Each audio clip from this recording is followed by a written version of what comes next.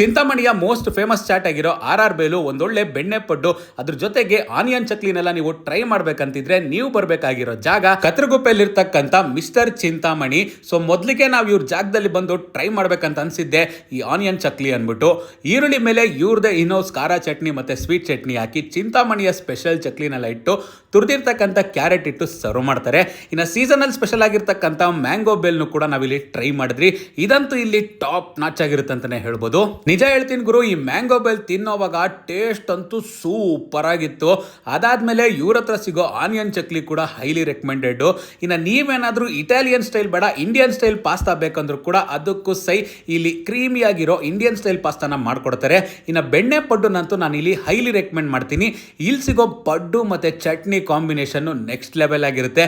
ಇದನ್ನ ಮಿಸ್ ಮಾಡದೆ ಟ್ರೈ ಮಾಡಿ. ಕೊನೆಯದಾಗಿ ಹೊರಡೋಕ್ಕೂ ಮುಂಚೆ ಇವ್ರ ಹತ್ರ ಸಿಗೋ ನನ್ನಾರಿ ಮಿಲ್ಕು, ಇದು ಕೂಡ ಸೂಪರ್ ಆಗಿರುತ್ತೆ. ಟ್ರೈ ಮಾಡಿ ನೋಡಿ, ಪಕ್ಕ ಫಿದಾಗೋದಂತೂ ಗ್ಯಾರಂಟಿ. ಜಾಗ ನೆನಪಿದೆಯಲ್ಲ, ನಮ್ಮ ಕತ್ರಗುಪ್ಪೆಯಲ್ಲಿರ್ತಕ್ಕಂಥ ಮಿಸ್ಟರ್ ಚಿಂತಾಮಣಿನ ಮಿಸ್ ಮಾಡದೆ ವಿಸಿಟ್ ಮಾಡಿ.